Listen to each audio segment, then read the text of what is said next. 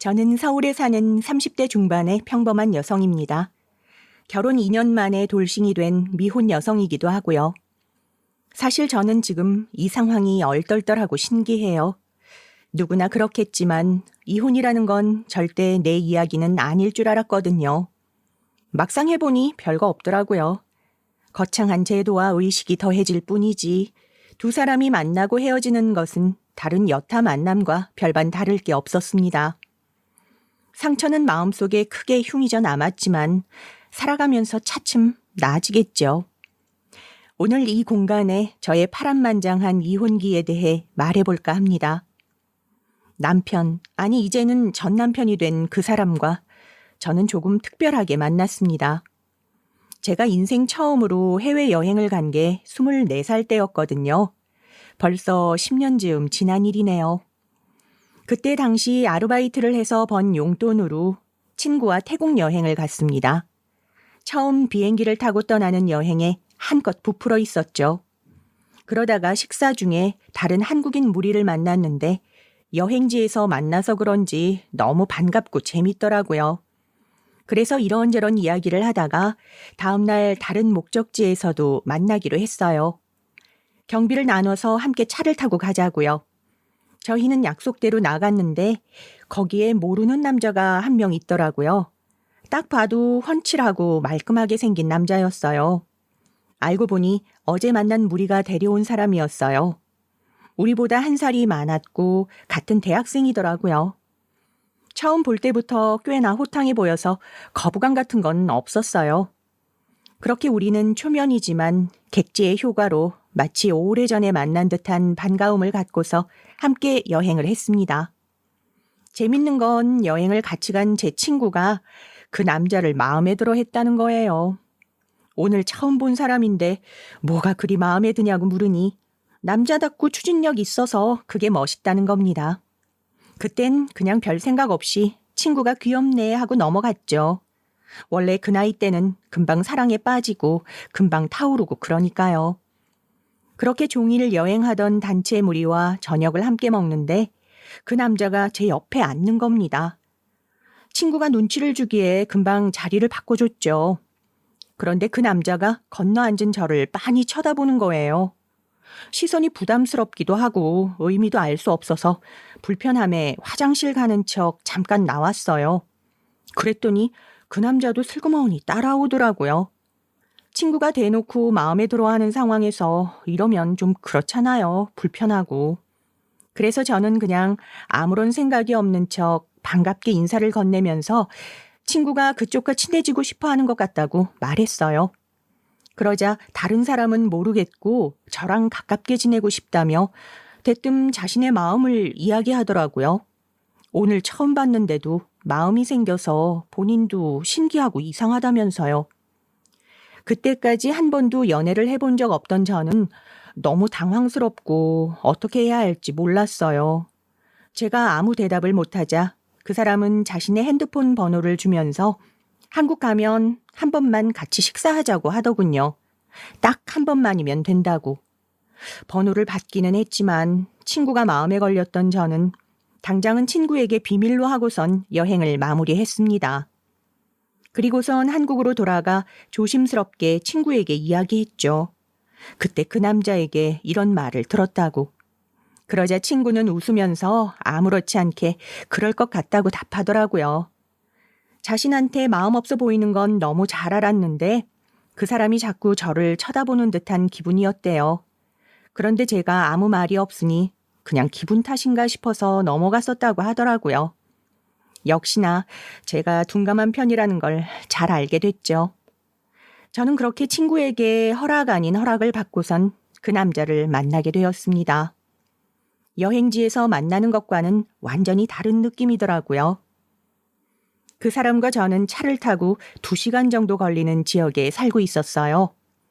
나름대로 준비를 하고서 약속 장소로 나갔는데 그 사람이 한눈에 저를 알아보고 반갑게 손을 흔들더라고요. 사실 제가 연락을 안 할 줄 알았는데 이렇게 만나게 돼서 너무 좋다며 웃던 그 사람의 첫 모습이 아직도 눈에 선하네요. 저를 만나고 싶었던 이유는 사실 별게 아니었지만 좀 재밌는 이유였어요. 제 성격은 너무나 수줍고 낯도 가리는 것처럼 보였대요. 그런데 차림새가 현지인도 안 입을 듯한 태국 토종 스타일 티셔츠와 바지를 입고서 아무렇게나 발라진 선크림과 여행을 적극 즐긴 듯 살탄 자국이 성격과 매치가 안 돼서 그게 오히려 웃기고 호감이었다고 하더군요. 이 사람 왠지 재미있을 것 같다고요? 저는 혹시나 또 저를 보고 한눈에 반한 줄 알았더니 말이에요. 그 이유가 아니어서 실망했지만 동시에 그런 이유여서 그 사람이 마음에 들었던 것 같아요. 1대1로 만나본 그 사람은 친구 말처럼 남자답게 리드할 줄 알고 어떤 일이든 적극적으로 나서는 사람이었어요. 그게 또 저도 영 싫지는 않더라고요. 아니, 사실 그 모습이 결정적으로 연을 만들어준 듯합니다. 뭔가 믿을 수 있는 사람 같다고 해야 하나? 어렵고 곤란한 상황이 와도 먼저 나서서 도와주고 해결해 줄 것만 같은 그런 듬직한 느낌이어서요. 우리는 그 뒤로도 2번 더 만났고 그렇게 제 첫 연애가 시작되었습니다. 사실 그때 그 선택들이 좀 후회되긴 해요. 그 사람이 제 남편, 그것도 전 남편이 될지는 꿈에도 몰랐으니까요. 처음으로 만난 사람과 결혼한다는 건 꽤나 로맨틱할지 몰라도 처음으로 만난 사람과 이혼하게 된다는 건 굉장히 딱해 보이지 않나요? 첫사랑도 첫 결혼도 실패한 거니까요. 이럴 줄 알았으면 다른 사람도 부지런히 만나볼 걸 이라는 우스운 후회를 해보기도 합니다. 그렇지만 막상 연애할 때는 행복하긴 했어요. 다른 연인들처럼 사소한 일로 자주 다투기도 했지만 정말 불같이 열심히 사랑했거든요. 조용하고 신중한 저와 정반대인 남자친구의 성향이 서로를 포용해주기도 이끌어주기도 하면서 상호 보완적인 만남이 됐던 것 같아요. 게다가 중요한 건 저희는 나름 장거리 커플이어서 1주일 또는 2주에 한 번 보았는데 그렇게 가끔 보니까 서로의 관계가 더 애틋했고 그만큼 서로를 위하고 배려해줬던 것 같네요. 남자친구와 저는 일 욕심이 큰 편이어서 각자 일을 우선시하는 것도 잘 맞았어요. 같은 시기 즈음에 남자친구는 전공을 살려서 곧 광고회사에 취직했고 저도 방송 쪽에서 일을 하기 시작했어요. 일이 바빠도 서로를 만나는 건 잊지 않았고요. 그렇게 연애 5년 차가 지났을 즈음이었나. 그때부터 남자친구는 저에게 결혼 이야기를 하기 시작했습니다. 그때까지 서로의 부모님을 한 번도 본 적 없었는데 슬그머니 저희 엄마한테 인사를 하러 가고 싶다고 하더군요. 물론 저도 장기 연애를 하면서 결혼 생각을 안 한 건 아니에요. 이 사람과 결혼하면 어떨까? 더 오래 함께 있고 싶다. 이런 생각들 많이 했죠. 그런데 상상과 현실은 다르니까요. 결혼을 한다는 건 너무나 많은 부수적인 절차와 약속을 거쳐야 하는 일이잖아요. 당시에 저에겐 그럴 여유가 전혀 없었거든요. 바로 엄마 때문에요. 저희 아빠는 제가 아주 어릴 때, 그러니까 제대로 말을 배우기도 전에 사고로 갑작스럽게 돌아가셨습니다. 한 번도 생각지 못했던 아빠의 마지막에 엄마는 울다 못해 실진까지 할 정도였다고 하더라고요. 핏덩이 같은 저와 세상에 단 둘이 남게 된 엄마는 앞으로 어떻게 살아가야 할지 너무나 막막했겠죠. 그런 엄마에게 손 내밀어 준 게 바로 이모였습니다. 엄마보다 10살이나 많았던 엄마는 동대문에서 옷장사를 하는 분이었어요. 늦둥이였던 엄마를 가장 귀여워하고 챙겨줬던 건 외할머니나 외할아버지가 아닌 이모였다고 하더라고요. 첫째가 막내를 키운다는 말도 있잖아요. 엄마와 이모가 딱 그런 경우였던 거죠. 둘 사이의 유대감은 어릴 적부터도 강했는데 외할머니와 외할아버지가 비슷한 시기로 돌아가신 이후부터는 서로가 세상에 하나뿐인 가족으로서 더욱 가깝게 지냈대요. 이모가 밖에 외출할 일이 있으면 집에 혼자 있을 엄마를 걱정해서 꼭 엄마를 데리고 나갔고 사람들에겐 본인 딸이라고 소개할 정도였다네요. 얼마나 사이가 좋았을지 예상이 가시죠? 아빠가 돌아가시고 혼자 남은 엄마에게 이모는 자신의 옆집으로 이사 오라고 했대요. 이모는 평생 결혼 안 하고 홀로 사셨거든요. 엄마는 저를 데리고 이모가 사는 빌라 옆 동에 집을 구하게 되었고, 그렇게 이모와 엄마는 이웃사촌으로 지내게 된 겁니다. 이사하게 되면서 엄마는 휴직 중이던 회사를 아예 그만두었고 이모를 도와 옷을 파는 일을 했어요. 처음 하는 일이고 전혀 체계를 모르던 직종이라서 처음에는 많이 힘들어했지만 오로지 이모가 있었기에 할 수 있었다고 하더라고요. 그땐 제가 너무 어려서 주로 집에서 포장이나 행정적인 일을 도왔는데 끼니 때마다 이모는 엄마와 본인 밥을 사와 집에서 함께 식사를 했대요. 그러니까 일을 하던 그 바쁜 와중에도 점심시간이 되면 밥을 사서 집까지 와 엄마를 챙겨준 거예요. 이모도 참 대단한 분이시죠. 그렇게 하루에 2번은 꼭 함께 식사를 하면서 엄마가 끼니를 거르지 않도록 몸을 살필 수 있도록 살뜰하게 보살펴 주셨다고 해요. 하긴 이모 눈에는 엄마가 세상에서 가장 딱하고 안타까웠을 겁니다. 본인보다 한참 어린 동생이 남편을 잃고 홀로 아이를 키우게 됐는데 뭔들 안 해주고 싶을까요? 그렇게 옆집에 살면서 매일 서로를 위로해주고 보듬어주던 엄마와 이모는 제가 성인이 된 이후 아예 한 집에서 함께 살기로 하셨어요. 제 눈에는 2분이 서로가 가장 친한 친구이자 둘도 없는 가족이자 영혼과 같은 존재처럼 보였습니다. 워낙 감각적이고 재능 있는 이모는 옷 사업을 점차 확장했고 엄마와 둘이 함께 일권해서 그런지 장사는 너무나 잘 풀렸습니다. 함께 사는 집을 좋은 아파트로 이사갈 정도였죠. 저도 대학에 합격해서 그제야 주변 모든 일이 조금씩 순탄하게 풀리는 듯 했습니다. 이모가 우리 곁에 있는 게 정말 다행이었어요. 아마 엄마가 그때까지 버티고 제대로 설 수 있게 만든 건 제가 아니라 이모 덕분이라고 생각하거든요. 엄마는 제 앞에서만큼은 늘 엄마로서 또 어른으로서 씩씩하게 이겨내는 모습을 보여주려고 했어요. 그렇기에 진정으로 마음이 힘들고 흔들리는 때엔 이모에게 기대면서 견뎠을 거예요. 자신의 약한 모습을 온전히 보여줄 수 있는 사람이 있다는 건 정말 큰 위로구나 싶었죠. 어쩌다 한 번씩 아빠에 대한 그리움으로 엄마가 눈물바람인 날에는 이모는 일부러 더 크게 웃으면서 엄마에게 말했습니다. 주희야, 너 참 기억력 좋다. 벌써 20년이 다 되어가는데도 그 옛사람 보고 싶다고 그렇게 애처럼 울고 말이야. 난 그렇게 보고 싶어 할 만한 사람도 못 만났으니 나도 참 안타까운 인생인가? 그래도 난 지금 우리가 이렇게 사는 모습이 마음에 든다. 슬픔, 괴로움, 고통 다 겪어봤지만 이렇게 살아있잖아. 울 수도 있고 웃을 수도 있잖아. 울고 싶을 때 참아야 하고 웃고 싶어도 그럴 수 없다면 그것만큼 서러운 게 어디 있겠니? 난 그것만으로 우리가 충분히 잘 살아왔다고 생각해. 그러니 주희 너도 자부심 가져라. 말씨는 세고 다소 투박해도 이모의 말에는 늘 진심과 위로가 담겨 있었어요. 그 말이 주저앉은 엄마를 몇 번이고 다시 또 일으킨 거라고 생각해요. 그래서 저에겐 엄마가 둘이 있는 것과 마찬가지였어요. 엄마와 이모, 2분 다 제가 너무나 존경하고 사랑하는 엄마들이었죠. 제가 연애를 시작했을 때 이모가 그 남자를 데려오라며 엄청 성화셨거든요. 엄마는 남자를 잘 만나야 한다며 뼈 있는 조언만 하셨고요. 저는 나중에 소개해주겠다고 하며 만약 결혼식을 올리게 되면 혼주석에는 이모와 엄마 2분이 앉아 계셔야 한다고 웃으며 대답하고요.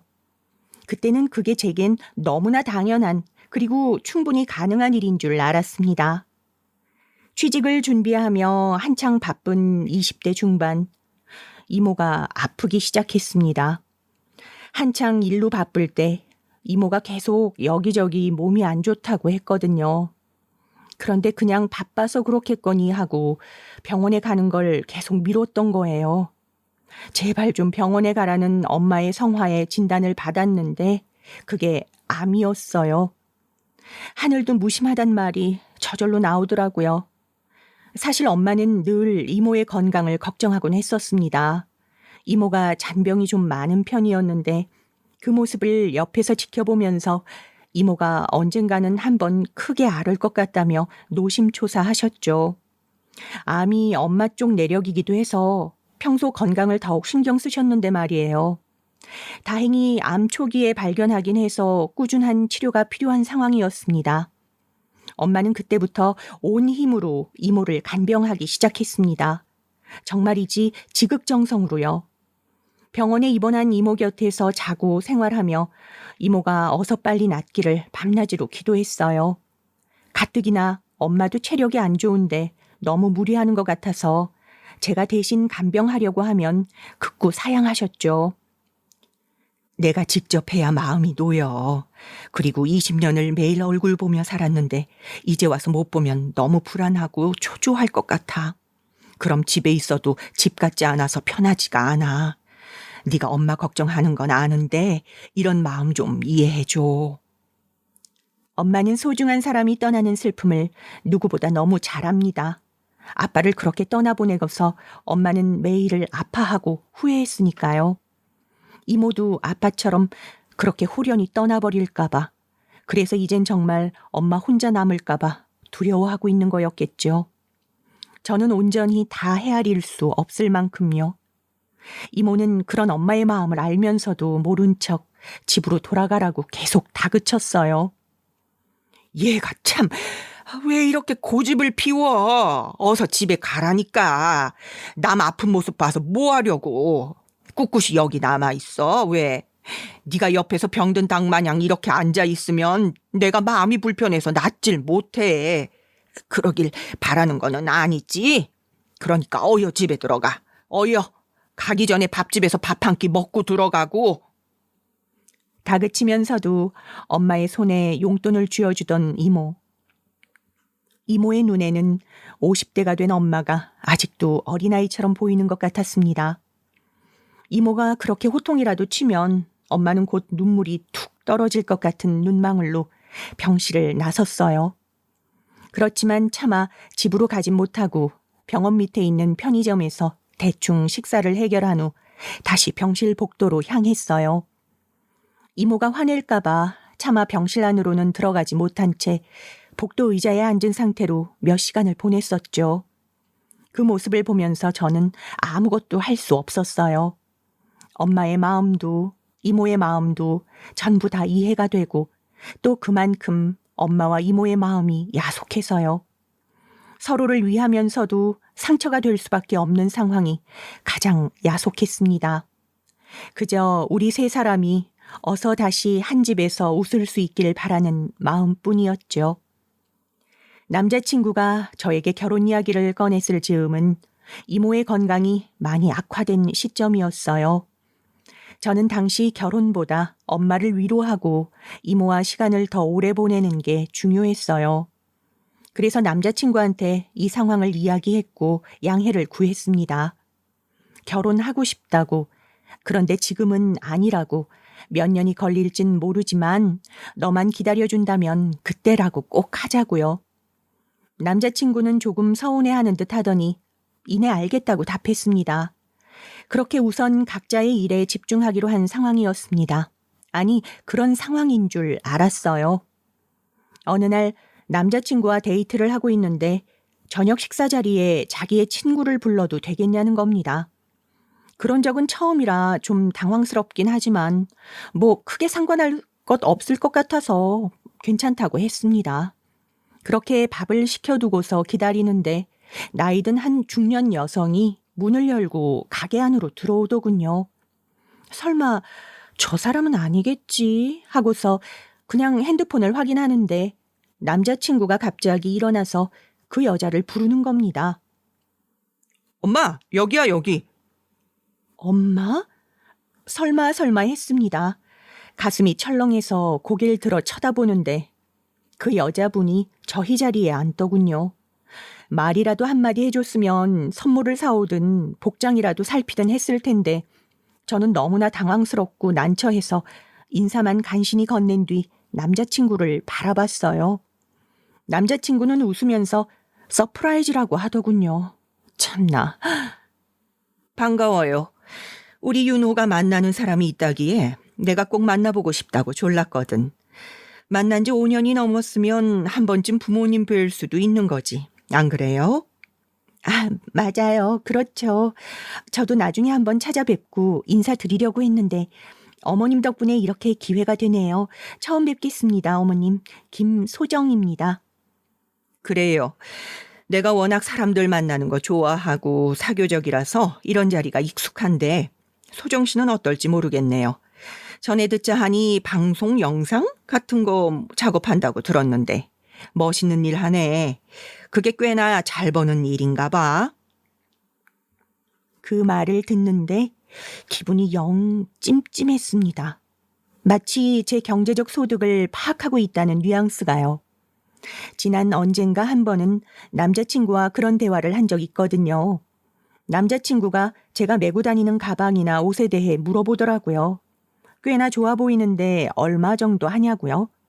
그래서 전 이모랑 엄마가 의류 사업을 해서 옷이나 가방에 관심이 많으시다. 한 번 살 때 좋은 옷을 사야 한다는 주의셔서 나한테 이렇게 선물해 주신다. 그러다 보니 나도 관심이 생겨서 돈 생기면 하나씩 쟁여둔다라고 답했거든요.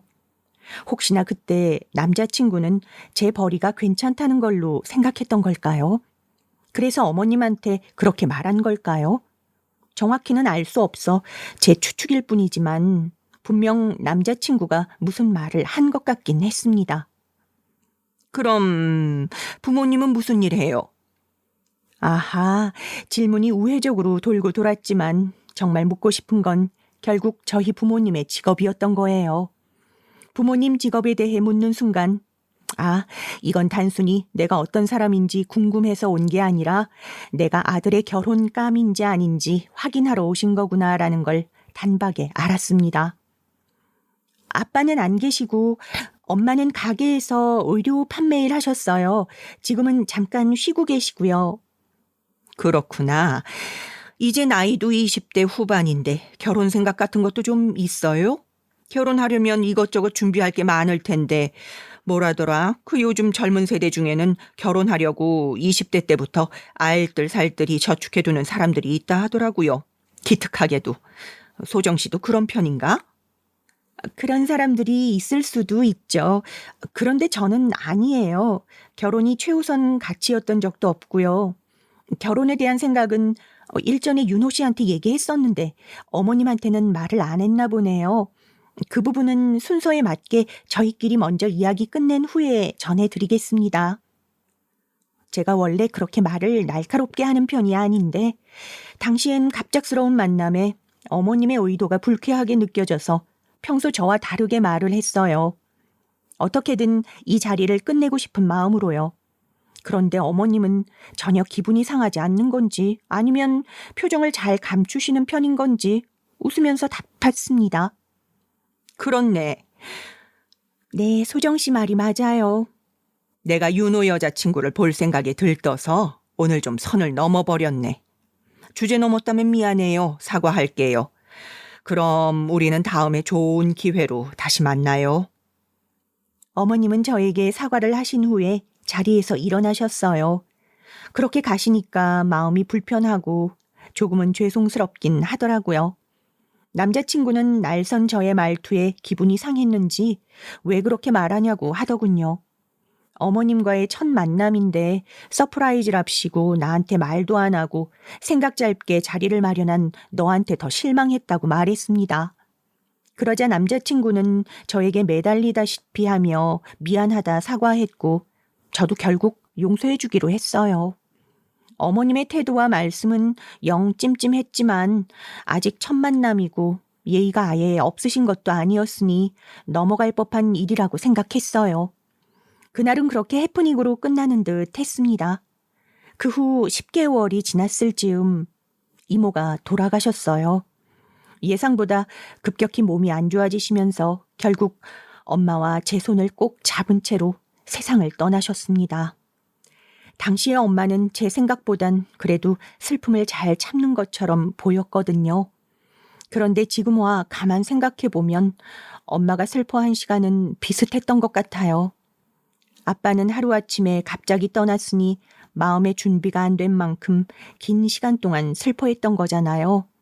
그런데 이모의 병을 안 건 2년이 넘었으니 아마도 엄마는 그 시간 동안 마음속에서 이모와의 마지막 이별을 준비한 것 같아요. 조금씩 받아들이면서 이모와 더 시간을 보내고 충분히 사랑한다 말해주고 하고 싶은 말을 아낌없이 해주면서 말이에요. 결국 미리 슬퍼하나 후에 슬퍼하냐의 차이지만 그래도 이번만큼은 엄마도 후회하지 않을 거란 생각에 한편으로는 다행이란 생각이 들었습니다. 이모는 생전에 엄마 이름 앞으로 아파트 명의를 바꿔두었어요. 갖고 있던 재산도 전부 다 엄마에게로 돌리셨고요. 엄마는 언니가 힘들게 일궈낸 재산인데 어떻게 받느냐며 극구 거절했지만 이모는 가족 간에 넘겨야지 그럼 사회에 환원하느냐며 큰소리 치셨죠. 그런 아픈 말을 하면서도 이모는 밝았고 유쾌했습니다. 떠나는 순간까지 엄마가 걱정돼서 어떻게든 자신의 모든 걸 주고 싶으셨을 거예요. 다행히 저도 어느 정도 이모와의 이별을 준비하며 마련해둔 것들이 있었습니다.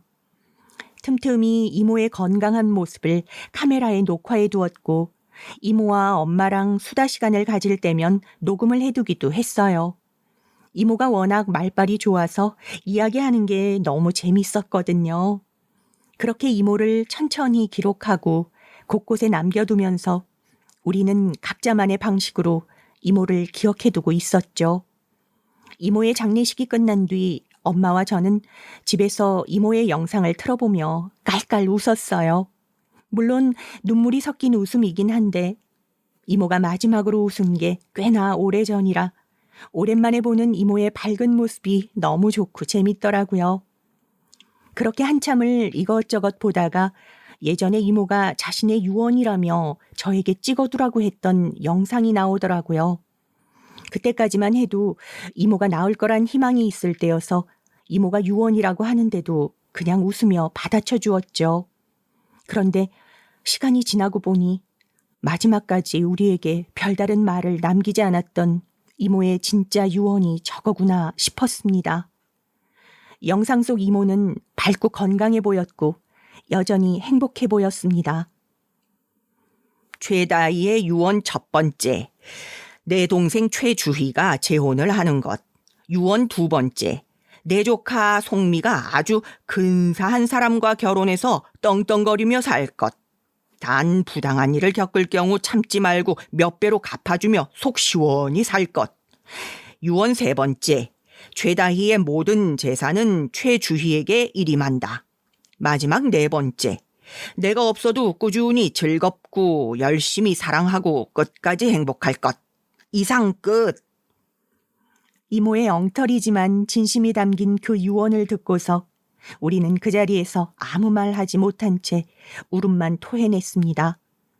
이모는 끝까지 우리 곁을 지켜주었고 남을 우리를 생각해서 자신의 마음을 전하고 갔어요. 그 마음을 생각해서라도 어떻게든 이모의 바람대로 잘 사는 모습을 보여주고 싶었습니다. 한 달이 지났을 즈음 엄마가 저에게 할 얘기가 있다며 부르셨어요. 소정아, 너도 어서 결혼하는 건 어때? 결혼? 응, 갑자기 웬 결혼이야. 나 아직 생각 없는 거 엄마도 알잖아. 너 이모 아프고 엄마 정신없어 하는 거 알아서 결혼 미뤄온 거잖아. 오래 만난 친구인데 연애는 이쯤 하면 됐다. 어서 날짜 잡아. 이모 그렇게 떠나고 나서 엄마도 생각 많이 했어. 이렇게 함께 지내는 것도 좋지만 엄마는 이제 네가 엄마 품을 떠나서 너만의 둥지를 만들었으면 해. 그 모습을 보는 게 엄마의 또 다른 행복일 것 같아. 네가 원하면 이 집도 주고 이모 재산도 네 앞으로 돌리려고 해. 다른 건 걱정 말고 네가 원하는 대로 하고 싶은 대로 준비해봐. 그게 어떤 돈인 줄 알고 내가 받아. 절대 못 받아. 나도 내 앞길 챙길 만한 여력 있어. 엄마 마음이 그렇다면 준비해 볼게. 그렇지만 결혼하더라도 엄마는 나에게 있어서 언제나 1순위야. 알지? 제가 결혼해서 행복한 모습을 보여드리는 게 엄마 말대로 또 다른 기쁨일 수 있겠다는 생각이 들었습니다. 그래서 저는 남자친구에게 이제 결혼할 때가 온 것 같다고 말했고, 남자친구는 기뻐하며 당장 준비하자고 답해 주었죠. 서로 부모님을 뵙고 날짜를 잡고 예식장과 나머지 선택 사항들을 정리할 때까지 큰 문제는 없었어요. 남자친구의 어머님은 결혼이 정해지고 나니 오히려 다정하고 친절하게 대해 주시더라고요. 남자친구도 아버지가 안 계시거든요. 그래서 어머님이 혼자 남자친구를 키우느라 고생 꽤나 많이 하셨다고 들었는데 이참에 어머님들끼리 친구처럼 가깝게 지내면 좋겠다는 생각이 들었습니다. 그런데 엄마가 말하길 사돈네가 너무나 친절해서 좋다고 했지만 제가 느꼈던 것처럼 어딘가 찝찝하다고 하시더군요. 묘하게 뒤끝이 있는 말, 의미심장한 말들 때문에 뭔가 앞과 뒤가 다른 느낌일 것 같다 해야 하나? 엄마와 저는 비슷한 부분을 걸려하고 걱정했지만 큰 문제는 아니라고 생각했어요. 식을 준비하면서 알았는데 남자친구 쪽 경제 상황이 그렇게 좋은 편은 아니더라고요. 그래서 저희 엄마가 많은 부분을 준비해 주셨어요. 제가 모아둔 돈을 합해서 제 명의로 집을 마련했고 혼수도 맞춰 가져갔죠. 나머지 부분은 남자친구가 담당했고요. 그때 당시엔 명의의 중요성보다는 그냥 저라도 집을 준비할 수 있는 여건이 있는 것에 대해 다행이라고만 생각했습니다. 남자친구도 저에게 너무나 고맙다면서 갚으려 살아가겠다고 하더군요. 저도 엄마에게 감사하기도 하고 또 걱정되기도 해서 일주일에 한 번씩은 꼭 엄마를 만나서 식사를 했어요. 엄마는 이모가 남기고 간 일을 다시 시작했고 주변 친구들도 만나기 시작하면서 조금씩 나아지는 듯 보였습니다. 그렇게 식을 올리고 3개월이 지났을 즈음 행복만 가득해야 할 신혼 때 이제는 남편이 된 그 사람과 제 사이에도 조금씩 균열이 일어나기 시작했습니다. 남편이 갑자기 일을 그만두고 싶다는 겁니다. 깜짝 놀라서 왜 그러냐고 물어보니 전부터 계속 퇴사 생각을 하고 있었대요. 일이 너무 힘들고 비전이 없다는 이유로요. 그래서 뭘 하고 싶냐고 또 물어보니 자기 가게를 차리고 싶다는 겁니다. 그러면서 신나는 목소리로 이것저것 자료를 보여주는데 자세히 보니 요즘 SNS에서 한창 유행하는 음식을 파는 거였어요. 사실 보자마자 좀 걱정됐습니다. 그런 음식은 아주 짧은 기간 동안 크게 유행을 타고 곧바로 식어버리잖아요. 그렇게 빵 떴다가 금방 사라진 가게가 한둘이 아니고요. 그런데 남편은 그 음식은 이제 시작이고 해외 사람들한테도 인기가 있어서 유행을 안 탈 거라고 하더라고요. 저는 도박 같다며 반대했지만 남편은 열흘간 아침 저녁마다 제 곁에서 조잘조잘 그 이야기를 떠들어댔어요. 자신에게 어떤 계획이 있는지, 이게 얼마나 비전이 있는 일인지에 대해서요. 어떻게 해야 할지 고민하던 차에 남편은 결국 제게 말없이 사표를 내고 왔습니다. 말 없이 사표 낸 건 미안해. 그런데 너도 어느 정도는 알고 있었잖아. 내가 그만두고 싶어 하는 거. 우리 아이 낳을 거잖아. 그치? 이렇게 도전하는 거 아이 생기기 전이니까 해보려는 거야. 그래서 마음이 급했어. 퇴직금이랑 모아둔 돈 조금 더해서 제대로 차려볼게. 한 번만 날 믿어줘, 송미야. 나 한다면 제대로 하는 사람이잖아. 맞아요. 한다면 하는 사람. 연애 때는 남편의 그런 추진력과 실행력이 좋았어요. 그런데 결혼하고 나니까 앞만 보고 돌진하는 그 성격이 꼭 장점인 것만은 아니었단 생각이 들더군요. 결국 저는 남편의 선택을 받아들여야만 했고 남편은 곧바로 가게를 인수해 준비했습니다. 남편 퇴직금에 우리들이 모아둔 돈을 더해서요. 가게는 큰 가게를 반으로 나눠서 조그맣게 테이크아웃점으로 만든 곳이었어요. 어머님은 가게에 큰 관심을 두셨는데 공사 중일 때부터 틈틈이 찾아와 여기저기 의견과 감상을 말씀하셨죠. 가게 정말 예쁘다. 벌써부터 근사해.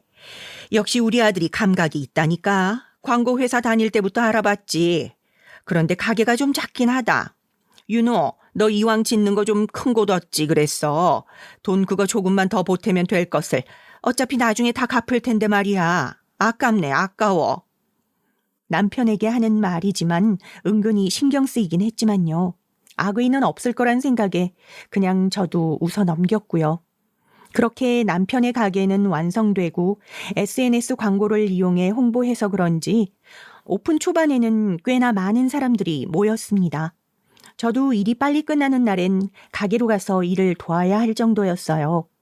어머님은 그런 남편의 모습에 굉장히 뿌듯해 하셨고 저희 엄마도 김서방이 대단하다며 칭찬을 해주셨죠. 그렇게 반년 정도가 지난 후 상황은 점점 제 예상이 들어맞기 시작했습니다. 급격히 손님들이 줄어들었고 반응도 미적지근해진 거예요. 마치 단물이 빠진 것처럼요. 남편은 하루 종일 인터넷과 어플로 가게 리뷰만 찾아보면서 사람들 반응을 살폈어요. 사람들의 작은 반응에도 예민하게 받아들이면서 자신이 틀렸다는 걸 부정하는 남편의 말과 행동은 날카롭게 곤두서 있었어요. 사람이 위기에 처할 때 본성이 나온다는 말을 저는 안 믿었거든요. 그런데 점점 다른 사람이 되어가는 남편을 보면서 이게 원래 모습이었나 싶더라고요. 이봐. 사람들이 이렇게 맛에 둔감하고 트렌드를 몰라. 유행이 끝났다고? 이러니까 우리나라 자영업자들이 죽어가는 거라니까. 본인들이 멍청해서 모르는 걸 가게 탓만 하는 이 꼴을 보라고. 포장해 가면 주변 상황에 따라서 당연히 모양이 뒤틀리고 맛이 변할 수 있는 거 아니야? 고작 이 조그만 가게에서 대단한 레스토랑 음식을 바라는 것도 아니고 말이야. 내 말이 틀려? 남편은 자신의 확신이 틀렸다는 걸 받아들이지 못하는 듯 했어요. 그래서 저는 남편에게 더 이상 사람들의 반응을 확인하지 말고 휘둘리지도 말고 우리가 하던 대로 다시 나아가자고 설득했습니다. 그런데 남편의 생각은 조금 달랐습니다. 오히려 가게를 확장시키겠다는 겁니다. 나누지 말고 옆 공간까지 터서 사람들이 아예 먹고 갈 수 있는 크기로 만들고 싶다더군요. 지금 메뉴 자체가 흐름을 타지 않는 건데 그게 왜 공간의 문제로 인식되는지 저는 이해할 수가 없었습니다. 하지만 남편의 생각은 완강했어요. 코로나 영향, 날씨의 영향, 대로변이란 위치의 영향 때문에 포장 위주의 방식 자체가 시대에 맞지 않다는 겁니다. 이윽고 남편은 저에게 가게 확장 비용을 투자해 줄 수 있냐고 물었습니다. 지금 원금 대주면 나중에 몇 배로 갚겠다면서요. 저는 앞으로 몇 달간 가게 유지비로 쓸 수 있는 최소한의 여분 말고는 가진 게 없었어요. 그마저도 제가 남편의 사업을 위해서 모아둔 자금이었고요. 제가 돈이 없다고 하자 남편은 의심스러운 표정으로 진짜 없냐고 되묻더라고요. 저를 믿지 못하는 듯 했습니다. 그 뒤에도 남편은 새벽까지도 방에 틀어박혀 컴퓨터로 가게에 대해서만 알아보고 있었어요. 그리곤 제 얼굴만 보면 돈 타령이었고 자신이 틀린 게 아니라 아직 때가 오지 않았음을 귀에 피가 않게 떠들어댔죠. 그러는 시간에도 돈은 시시각각 적자가 나고 있었고요. 남편이 얼마나 피가 마르고 초조한 마음이었을지 저도 압니다. 그렇지만 쓸데없는 자존심과 아집으로 일을 그르치는 모습을 보는 게 저도 정말 힘들었어요. 제가 계속해서 거절하자 남편은 결국 시어머님한테까지 이야기하게 됐습니다. 어머님이 갑자기 데이트를 하자고 해서 놀라기도 하고 의아하기도 했거든요. 직접 만나보니 역시나 남편 사업에 대한 이야기였습니다. 소정아, 착한 우리 며느리. 상황이 어려운 거 나도 알고 있어. 윤호가 새 일 시작하면서 바빠 보이던데 너까지 덩달아 정신없지? 알아. 네가 고생이 제일 많다. 그래도 어쩌겠니? 네 남편이고 내 아들인걸. 들어보니까 가게 확장을 하고 싶어 하던데 자금이 부족하다 하더라고. 나도 너무 도와주고 싶은데 너도 알다시피 난 내 몸 하나 건사하는 것도 힘들어 하잖니? 나도 노력을 안 한 건 아니야. 내가 가까운 지인들과 갖는 계모임이 있는데 거기서 사정을 말해볼까 하다가 차마 못하겠더라고. 남편 없는 것도 서러운데 자식 어려운 사정을 말하는 게 나 부끄럽고 서글퍼서 말이야. 그래서 말인데 혹시 사돈댁한테 도움을 받을 순 없을까? 가게 키우고 나중에 몇 배로 들어오면 바로 갚을 수 있다 하잖아. 어머니, 죄송하지만 저 그거 못 도와준다고 말했어요. 저도 윤호 씨 사업 돕느라 이제 남은 돈이 없고 저희 엄마도 어머님처럼 본인 몸 건사하시는 것만으로도 충분해요. 내가 일전에 전해 들으니 저번에 만났을 때 사돈네가 아파트를 갖고 계시던데 가족으로부터 물려받은 재산도 있다 하고 사돈네 몸 건사하고도 남을 돈 아니니? 맙소사, 어머님이 가끔씩 저희 엄마를 만나서 차 마신다는 이야기를 들은 적이 있었거든요. 어머님은 이미 저희 엄마에 대한 정보를 다 알고서 저를 찾아온 거였습니다. 이렇게나 계산적일 줄은 몰랐는데 겉으론 걱정하고 위하는 척하면서 결국 돈을 보태라는 게 어머님의 진심이었던 거예요. 엄마 재산은 엄마 것이고 나중에 물려받은 후면 모를까. 지금 당장은 내가 그 돈을 노릴 이유가 없다. 따지고 보면 난 이미 우리가 결혼할 때부터 그리고 남편이 사업 시작할 때부터 많은 돈을 보탰다. 다른 것도 아니고 사업 확장에 더 이상 돈을 댈 수는 없다고 딱 잘라 거절했습니다. 틈을 내어주면 가족이란 명분을 가지고 저를 계속 괴롭힐 것만 같았어요. 우선 어머님은 한 발짝 물러서는 듯 싶었습니다. 하지만 저는 이제 많이 지쳐 있었어요. 남편을 사랑하긴 하지만 계속 이대로 함께 할 수 있을까라는 의심이 생기기 시작했죠. 그리고 얼마 뒤 엄마에게서 걸려온 한 통의 전화를 받고 저는 익숙하디 익숙한 그 병원으로 향했습니다. 엄마가 암에 걸린 거예요. 지긋지긋한 그 병은 이모를 데려가고 이번엔 엄마까지 데려가는 심산이었습니다. 심지어 엄마는 말기암이었어요. 우리에게는 남은 날이 많지 않았습니다. 그때부터 저는 엄마 곁에 머물며 간병을 시작했어요. 엄마는 막상 당신 몸이 아프니 오히려 편안해 보였어요.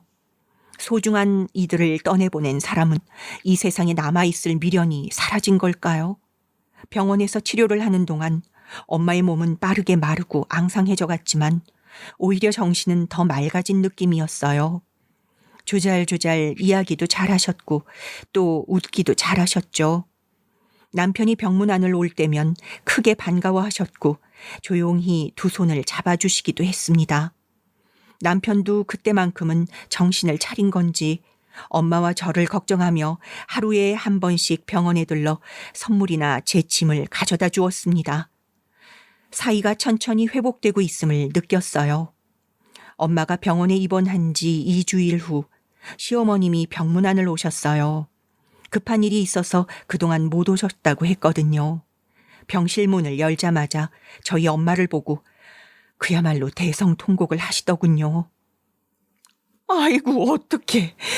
우리 사돈 이게 무슨 일이에요. 정말로 남 부끄러운 일 없이 살아온 사돈네가 왜 이런 병에 걸린 거예요. 세상에 어떡해.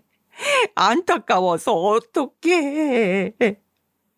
누가 보면 엄마가 이미 돌아가신 줄 알았습니다.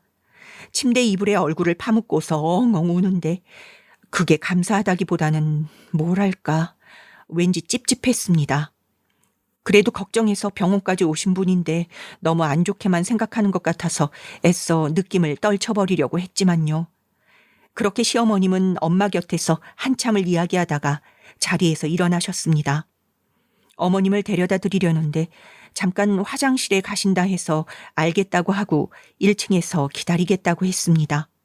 그런데 엘리베이터가 꽤나 멀리 있기에 운동할 겸 비상계단으로 향했죠. 그런데 화장실에 간다고 한 어머님이 병원 계단에서 통화를 하고 계시더라고요. 그냥 멋쩍게 지나가야겠다 했는데 순간 어머님의 커다란 웃음소리에 저는 걸음을 멈출 수밖에 없었습니다. 저는 순간적으로 불길한 예감을 느끼고선 핸드폰을 열어 녹음을 시작했어요. 정말 다행인 일이었죠. 아니 이번에 그 며느리 엄마가 병원에 입원했다는 거야. 날도 덥고 기력도 없어서 미루고 미루다 이제야 들렀지 뭐. 이번엔 모임 가야지. 저번에는 아들 사업 문제가 있어서 못 갔어. 하여튼 지들 자랑만 하는 그 멍청한 모임 때문에 피곤해. 내가 입만 열면 허풍해 허세해. 하긴 자식 얘기 빼면 이 나이에 뭔 할 얘기가 있겠냐마는. 나도 인맥 때문에 시작하긴 했는데 후회돼 정말. 안 그래도 내가 요즘 잠이 안 오잖아. 며느리가 독해서 지 남편이 말라 죽어가는데도 지금 얘기만 나오면 입 싹 닫고 있다니까. 지 엄마 떠나고 혼자 돼봐야 정신 차리지.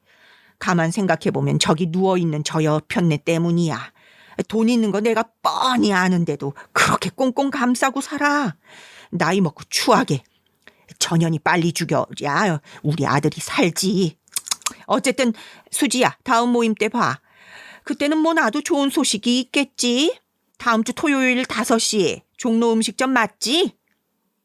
소름이 끼쳐서 자칫하면 핸드폰을 떨어뜨릴 뻔했습니다. 어떻게 인간이 저럴 수 있죠? 늘 찜찜하다고 생각은 했지만 어머님은 앞과 뒤가 완전히 다른 사람이었습니다. 더 이상 2다리로는 못 내려갈 것 같아서 엘리베이터를 기다렸다가 타고 내려갔어요. 1층에서 어머님이 저를 보고선 눈물을 글썽이며 다가오셨습니다. 어머님이 빨리 완쾌됐으면 좋겠다면서요. 말기암 환자한테 놀리는 것도 아니고 완쾌라니. 이미 저는 어머님을 믿을 수 없게 됐어요. 그 자리에서 뺨을 때릴까도 싶었지만 꼭 참았습니다. 단순히 그거로는 엄마와 저의 상처를 오롯이 되갚아줄 수 없다고 생각했거든요. 그래서 고민하다가 방법 하나를 생각해냈죠. 일주일 후 저는 남편에게 어머니가 많이 호전돼서 병실을 옮겼다고 거짓말했습니다. 남편은 깜짝 놀랐는지 정말이냐며 진심으로 기뻐하더라고요. 그 모습을 보며 적어도 남편은 지 엄마에게 사사건건 일러바치긴 해도 인간성을 포기하진 않았구나 싶었습니다. 제가 남편만은 믿고 싶어서 그렇게 해석하는 걸지도 모르지만요. 저는 남편이 어머님에게 이 사실을 말할 거라고는 믿고 있었어요. 아니나 다를까 그날 오후에 곧바로 어머님한테서 연락이 오더군요. 정말로 사돈이 나아진 거냐고요. 저는 그 어느 때보다 활짝 웃으며 정말이라고 이게 다 어머님이 걱정해 주신 덕분이라고 답했습니다. 어머님은 잠시 대답이 없으시다가 이내 잘 됐다며 성급히 전화를 끊으셨죠. 어머님은 아마 본인 계획이 틀어진 것에 대해서 크게 분노하고 계셨을 거예요. 그렇기에 저번에 언급했던 모임엔 참석하지 않을 거란 걸 알고 있었죠. 할 말이 없으면 모임에 가지 않는 걸 알고 있으니까요. 저는 혼자서 어머님이 말했던 그 시간 그 장소로 향했습니다. 약속 장소로 가면서도 저는 제가 잘못된 선택을 하고 있다고 생각하지 않았어요. 이게 모든 관계를 끝낼 거란 걸 알았지만 어쩔 수 없었죠. 이모 말대로 부당한 일을 겪는다면 몇 배로 갚아줘야 제 속이 시원할 테니까요. 어머님이 말한 음식점에 도착해보니 그 모임이 어디인지 곧바로 알 수 있었습니다. 맨 끝 단체석에 중년 여성들이 모여 있었거든요. 저는 그 자리로 가서 어머님들께 인사를 했습니다. 안녕하세요. 저는 여기 박은미 여사님이 계신 모임 맞죠? 오늘은 제가 대신에 인사를 왔습니다. 저는 박은미 여사님 아들 김윤호 와이프입니다. 다름이 아니라 저희 어머님은 이 모임에 함께할 자격이 없는 것 같으셨어요. 제가 대신 의견을 전해드리려고 왔어요. 제가 말하기보다 직접 들으시는 게 좋을 것 같아서 준비해 봤습니다만. 저는 테이블 위에 핸드폰을 두고서 계단에서 녹음했던 어머니의 통화 내용을 틀었습니다. 녹음본이 흐르는데 아마도 그 자리에 수지라는 이름의 주인이 계신 것 같았어요. 모두들 얼굴이 붉어진 채로 한 어머님을 쳐다봤거든요. 수지 어머님은 고개를 떨어뜨리고선 시종일관 부채질만 하셨어요. 결국 녹음본을 끝까지 듣지 못하고 벌떡 일어나 밖으로 나가셨고요. 저희 엄마를 욕보이신 것도 모자라서 다른 어머님들까지 욕하시기 전에 이렇게 미리 알려드리는 거예요. 여기 계신 분들, 어머님과 가까운 지인분들이라고 들었어요.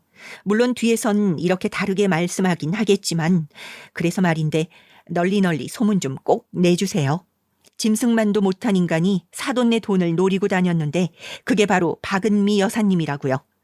꼭 천벌받을 거라는 이야기 돌고 돌아서 직접 귀에 들어가게 해주세요. 부탁드리겠습니다. 저는 할 말을 마치고서 그렇게 자리에서 빠져나왔습니다. 그 뒤로 어떻게 됐냐고요? 대충 예상하시는 그대로 흘러갔습니다. 어머님은 그 자리에서 연락을 받으신 건지 곧바로 저희 집을 찾아와 아수라장을 만들었습니다. 저에게 그야말로 쌍욕을 퍼부으면서 난리를 치셨죠. 너 때문에 개망신 당했다는 둥, 지금까지 공들여온 인맥이 전부 날아갔다는 둥, 본인이 한 말에 대해선 저에게 사과 한마디 없이 그저 끝까지 본인 체면만 신경 쓰더라고요. 저는 곧장 남편에게 연락했고 연락을 받은 남편은 바로 집으로 달려와 어머님을 말렸습니다. 남편은 어머님이 왜 이렇게 화가 났냐면서 저더러 말 실수를 했냐고 묻더군요. 저는 친절하게 남편에게도 녹음본을 들려주었습니다. 말 실수를 한 건 내가 아니라 그쪽 엄마라고 하면서요. 녹음본을 듣자 남편과 어머님의 표정이 확 굳어버리더라고요. 엄마, 저거 진짜 엄마야? 아니지? 엄마가 저런 말을 했어, 정말로? 도대체 왜 그런 거야? 이게 다 너 때문이잖아. 너 잘 되라고. 맨날 전화로 우는 소리 하니까 엄마도 속상해서 그런 거야.